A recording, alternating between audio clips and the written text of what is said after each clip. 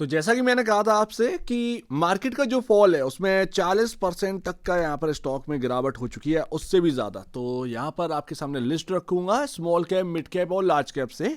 And मैं आज banking cover कर रहा हूँ, तो प्राइवेट बैंकिंग कवर कर चुका हूँ, 5 स्टॉक उसमें हमने समझ लिए हैं। अब पीएसयू बैंक की बारी है। 3 स्टॉक मेरे नाम यहाँ पर जो है ना समझ में आ रहे हैं, जो कि bank of Baroda, bank of India and Mahabank. अब यहाँ पर क्या गिरावट पर बाई करना है, क्या अभी यहाँ पर ना ठीक मौका बन रहा है, तो इसको जरा समझते हैं डीपली। क्योंकि एक साल का नहीं, जबकि बात करेंगे पूरा कम से कम 5 साल का जो डेटा है वो इन बैंकों का क्या कह रहा है, स्टॉक्स का क्या कह रहा है, उसको समझते हुए। तो जैसा कि मैंने अभी आपको बताया, प्राइवेट बैंकिंग जब स्टॉक की बात कर रहे थे कि माइक्रो फाइनेंस लोन जो है वो बड़ा प्रॉब्लम है बैंकिंग के लिए। एंड जिसका भी माइक्रो फाइनेंस की तरफ ज्यादा रुझान होगा उस बैंकिंग को कहीं ना कहीं प्रॉब्लम हो रही है। अब ये जो 3 स्टॉक हैं ये किस बेसिस पर मैंने चुने हैं? एनपीए, क्वार्टरली बेसिस पर। हालांकि इनकी खुद की अपनी कुछ प्रॉब्लम है तो वो भी मैं आपको शेयर करूंगा। एंड चार्ट पर क्या देखने को मिल रहा है वो भी मैं आपको बताऊंगा। इंटरेस्ट रेट जो है इंडिया में कम करे जा रहे हैं, अभी रेट कट हो चुका है, उम्मीद है आगे एक और रेट कट होगा तो उससे बूस्ट मिलेगा इकोनॉमी में। डिमांड मार्केट में क्रिएट करने के लिए, जो कि डिमांड फीकी पड़ गई थी, लोगों के पास पैसा नहीं बचा था, उसके लिए गवर्नमेंट ने स्टेप ले दिया है भाई। यहां पर गवर्नमेंट ने इनकम टैक्स में कटौती करने के बाद एक स्टेप लिया है। अब उसका असर जो है वो कुछ क्वार्टर में देखने को मिल जाएगा। जैसे अभी बजट हुआ फरवरी में, तो आप ये समझिएगा जून का जो Q1 है, Q1 से असर देखने को मिल जाएगा इसका। यहाँ पर जो इनकम टैक्स में कटौती करी गई है तो उसका बेनिफिट मिलेगा। Q4 शायद हमारे थोड़ा सा एक इधर उधर देखने को मिल सकता है, बट Q1 से कहीं ना कहीं बजट का इंपैक्ट देखने को मिलेगा। तो उससे यहाँ पर जो है कहीं ना कहीं बैंकिंग की हालत जो है वो सही होनी चाहिए। हालांकि टोटल डिमांड के खेल है। आज की डेट में अगर आप बाहर निकल कर देखेंगे तो जगह जगह अगर आप पूछेंगे कि कैसा माहौल चल रहा है बिजनेस का, तो मोस्टली यहाँ पर ठंडे ही बताएंगे कि बिजनेस उतना ही चल रहा है जितना जेब खर्ची आ जाए, जितना घर में यहाँ पर जो है ना सब्जी लानी है उतना ही कर पा रहे हैं, इससे ज़्यादा नहीं कर पा रहे हैं। बहुत बड़ी संख्या में आपको यही लोग बोलते हुए नजर आएंगे एंड वो वाकई में दिखता भी है, ठीक है ना। तो ये एक हकीकत है। देखते हैं भाई क्या रहता है। But stock bank of Baroda पहला यहाँ पर जो है ना समझते हैं। यहाँ पर हुआ क्या है, पी रेशियो अपने को देखने को मिला है 5 का एंड 7.09 का इंडस्ट्री पी हमें देखने को मिला है, जबकि बुक वैल्यू पर शेयर देखने को मिला है 270 रुपए एंड स्टॉक 197 पर है। तो यहाँ पर प्राइस टू बुक वैल्यू यहाँ पर 0.73 टाइम देखने को मिला है, जो कि एक बेहतर देखने को मिला है। आफ्टर SIB, SBI, ये बैंक ऑफ बड़ौदा का नाम आता है PSU बैंकों में। तो यहां पर SBI चल रहा है 1.45 टाइम की प्राइस टू बुक वैल्यू पर, बैंक ऑफ बड़ौदा चल रहा है उससे आधे पर। तो एक अच्छी बात हमें समझ में आ रही है। अब थोड़ा और समझते हैं कि क्या है क्या।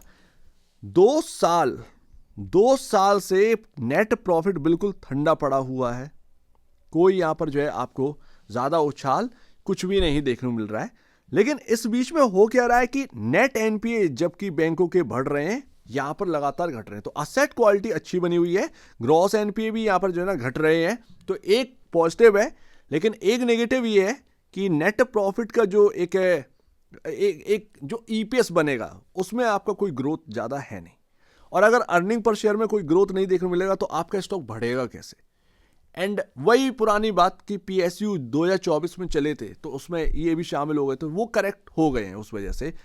अगर आप मुझसे पूछेंगे क्या ये करेक्शन जायज था, बिल्कुल जायज था। Because of earning per share 2 साल से आपका इंक्रीज नहीं हो रहा है, ठीक है, ग्रोथ नहीं देखने को मिल रही है ज्यादा।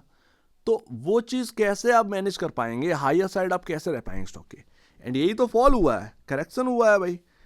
यहां पर अगर आप देखेंगे तो एक 2008 से लेकर अब तक का 2025 तक का जो चार्ट बना है वो आपके सामने 1 वीक का चार्ट है। यहां पर इंपॉर्टेंट प्लेस क्या थी इस स्टॉक के अंदर, 197 पर आपका स्टॉक है, राइट, 199 और 187, ये एक रेंज है। इस बीच में अब आपका स्टॉक आ चुका है। ये रेंज काफी इंपॉर्टेंट है। अगर इस रेंज के नीचे कामकाज करना स्टार्ट किया बैंक ऑफ बड़ौदा ने तो ये काफी नेगेटिव होगा। ऐसे में आपके सामने 50 रुपए तक की पॉसिबिलिटी है। मैं कह रहा हूं पॉसिबिलिटी है, होगा या नहीं होगा देखने वाली बात होगी। पॉसिबिलिटी यही है कि भाई अगर ये रेंज के नीचे आने लगा, कामकाज करने लगा, तो ये वही 140 150 तक का यहां पर जो है ना एक गिरावट झेल सकता है। तो ऐसे में अगर ध्यान रखिएगा 199 187 अभी इंपॉर्टेंट है, अगर यहां से घूम गया तो ठीक है। अदरवाइज अगर ये रेंज टूटी एंड इसके नीचे यहां पर कामकाज करना स्टार्ट किया तो ये 140 150 की तरफ मिलेगा। मेरा कहना यही है, बाय करना है अगर आपको ये 140 150 के आसपास मिल जाए तो पोर्टफोलियो में ऐड करने के लिए ज्यादा बेहतर है। ध्यान रखिएगा, पोर्टफोलियो में ज्यादा बेहतर है। जो अर्निंग पर शेयर जो ठंडा पड़ा हुआ है उसके लिए क्या, तो उसके लिए 140 150 का भाव अगर मिल जाए तो ज्यादा ही बेहतर है। इससे बढ़िया कुछ बात होगी नहीं, लेकिन शायद पता नहीं ये मिलेगा या नहीं मिलेगा, मुश्किल है। क्योंकि अगर आप देखें 1 लाख करोड़ का मार्केट कैप है इस बैंक का, कोई ज्यादा नहीं है। असेट्स देखिए, प्रॉफिटेबिलिटी जो है वो बेहतरीन है, हालांकि ग्रोथ नहीं आ पा रही तो वो मार्केट कैप भी तो नहीं बढ़ा। आप देखिए एसबीआई भी ठंडा पड़ा हुआ है, सब कुछ ठंडा है पीएसयू बैंक्स में। कुछ रीजन है ही, सीधी सी बात है। अच्छा, वैल्यूएशन रीजनेबल आ चुकी है, ऐसी बात नहीं है कि ये 197 रुपए का यहां पर जो है ना प्राइस देखने को मिल रहा है, ये कोई खराब है, अच्छा प्राइस है। लेकिन आगे की संभावना को देखते हुए क्या यहां पर थोड़ा सा करेक्शन और हो जाए और नीचे मिल जाए तो वो हमारे लिए रिस्क थोड़ा सा मैनेज कर देता है, बस और कुछ नहीं है। सो उम्मीद है काफी कुछ आपको समझ में आया होगा इसके बारे में। दूसरा पीएसयू नाम है बैंक ऑफ इंडिया का। अब ये क्या भाई, 44,000 करोड़ का मार्केट कैप है। बैंक ऑफ बड़ौदा और बैंक ऑफ इंडिया में डिफरेंस है प्रॉफिटेबिलिटी का। अगर आप देखेंगे तो हाफ प्रॉफिटेबिलिटी है बैंक ऑफ इंडिया की कंपेयर टू यहां पर बैंक ऑफ बड़ौदा। तो जो मार्केट कैप उसको मिल रहा है उसका आधे से थोड़ा सा कम बैंक ऑफ इंडिया को मिल रहा है। ये एक बहुत ही अच्छी बात है। बैंक ऑफ इंडिया कह सकते हैं एक चीपर वैल्यू पर। यहां पर अगर आप देखेंगे तो इसका भी जो पी रेशियो है वो 5.09 का है, 7.09 का इंडस्ट्री चल ही रहा है पीएसयू बैंक्स का, and 0.62 time price to book value पर ये स्टॉक अवेलेबल है। तो क्या ये एक बेहतरीन ऑप्शन है? 192 रुपए का बुक वैल्यू है एंड मिल रहा है आपको 95 रुपए के अराउंड। क्या एक बेहतर ऑप्शन हो सकता है? यस, एक बेहतर ऑप्शन हो सकता है। एंड यहां पर अगर आप देखोगे तो इसमें भी कुछ यही हुआ है। अच्छा, इनकी प्रॉफिटेबिलिटी बढ़ी है compare to Bank of Baroda, जो है वो प्रॉफिट नहीं बढ़ा पा रहा है, बट इनका प्रॉफिट बढ़ा है। 2 क्वार्टर जबरदस्त निकले हैं, करेंट क्वार्टर तो भयंकर निकला है। 2500 करोड़ की प्रॉफिटेबिलिटी है एंड इनलाइन नंबर नहीं है, लगातार यहां पर ग्रोथ यहां पर जारी है। उससे भी बढ़िया क्या बात है कि नेट एनपीए की स्थिति जो है वो लगातार कम हो रही है हर क्वार्टर में। ग्रॉस एनपीए बहुत कम हो गए हैं। तो ये असेट क्वालिटी के हिसाब से कहीं ना कहीं बैंक ऑफ इंडिया अभी की comparison to Bank of Baroda ज्यादा अच्छा लग रहा है वास्तव में। क्या ये प्राइस खराब है? प्राइस खराब नहीं है बॉस, प्राइस बहुत अच्छा है सही मायने में। आप देखोगे इसमें इंपॉर्टेंट लेवल क्या, 102 रुपए और नीचे में 79.99, 80 रुपए मान लीजिए। ये एक रेंज है। 2018 से देखकर अभी तक का ये कुछ पता चल रहा है कि बॉस 102 रुपए निकालने में हालत खराब हो गई थी, बार बार वहीं से टूट जाता था। आज की डेट में 102 रुपए का लेवल निकला, 160 रुपए का हाई लगा उसके बाद, एंड वापस से हम उस रेंज में। तो हम 102 और 80 रुपए के बिल्कुल बीच में चल रहे हैं। एक अच्छा ऑप्शन आपके लिए अवेलेबल है बैंक ऑफ इंडिया। वाकई में बैंक ऑफ बड़ौदा के कंपैरिजन ज्यादा अच्छा लग रहा है। तो जिनको भी यहां पर लगता है कि हाँ भैया बैंक ऑफ इंडिया ठीक लग रहा है, इस प्राइसिंग पर थोड़ा सा करेक्शन अगर मिल जाए तो बुरा नहीं होगा। अदरवाइज अच्छी जगह पर आ चुका है। बस वही है, मार्केट का मूड माहौल, ये एक सबसे बड़ी बात है। वो मूड माहौल सही होना चाहिए। करेक्शन क्या, आप कितना भी अच्छा खरीद लीजिए, अगर मार्केट में करेक्शन और होगा तो ये और टूटेंगे, लेकिन वो किसे पता है यार। लेकिन अगर ये 80 रुपए की रेंज टूट गई, ये 102 100 और ये 80 रुपए वाली रेंज जो है अगर ये ब्रीच हो गई तो फिर एक अच्छा खासा करेक्शन भी देखने को मिल जाएगा। 20 रुपए 25 रुपए आप मान के चलिए कि अच्छा खासा करेक्शन हमें देखने को मिल भी सकता है, ठीक है ना।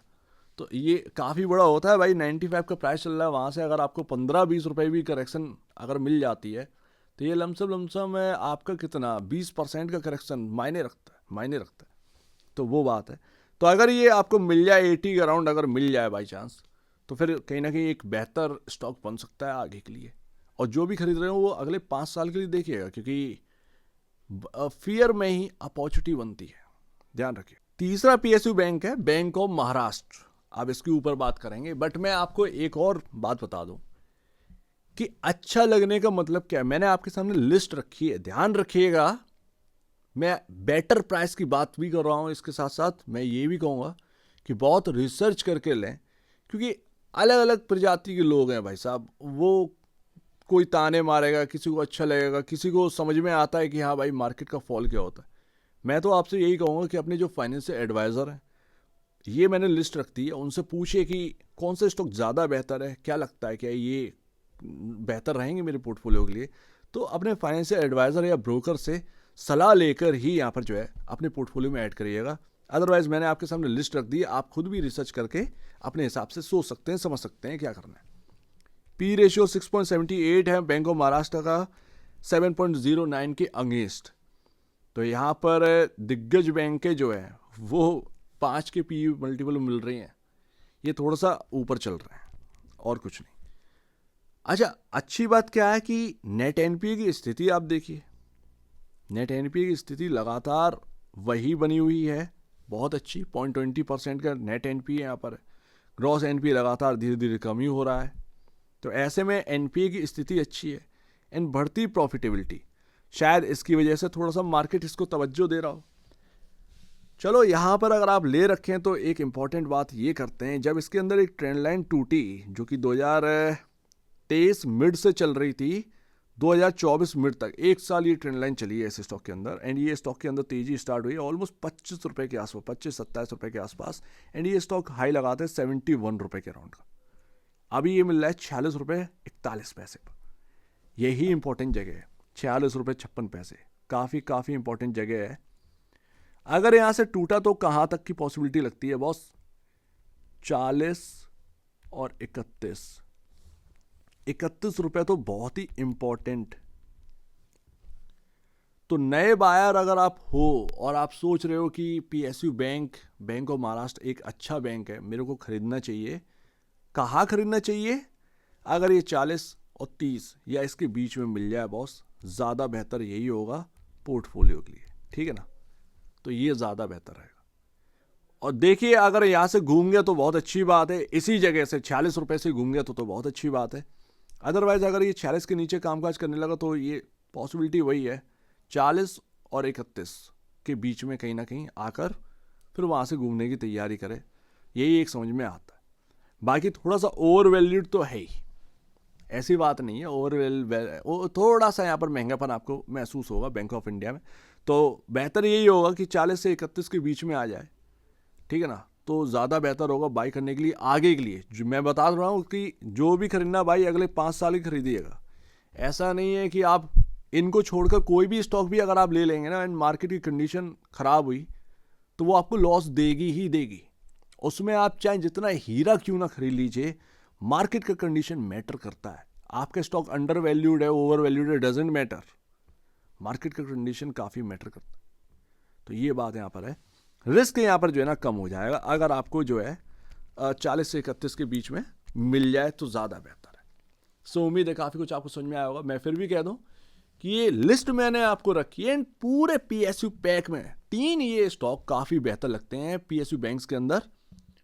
तो इन पर रिसर्च करिए और अपने फाइनेंशियल एडवाइज़र या ब्रोकर से सलाह लीजिए कि क्या आपको यहाँ पर जो है ना अच्छा लग रहा है, क्या शामिल करना चाहिए, एंड उसके बाद ही यहाँ पर कुछ करिएगा, ज़्यादा बेहतर है। सो उम्मीद है काफ़ी कुछ आपको समझ में आया होगा। एक बार निवेश से पहले या बेचने से पहले अपने ब्रोकर एडवाइस से जरूर सलाह लीजिएगा। खुद की स्टडी करिएगा, उससे बेहतर कुछ भी नहीं, खुद की स्टडी ही मस्ट है। तो आप दीजिए वीडियो देखनी बहुत धन्यवाद दोस्तों।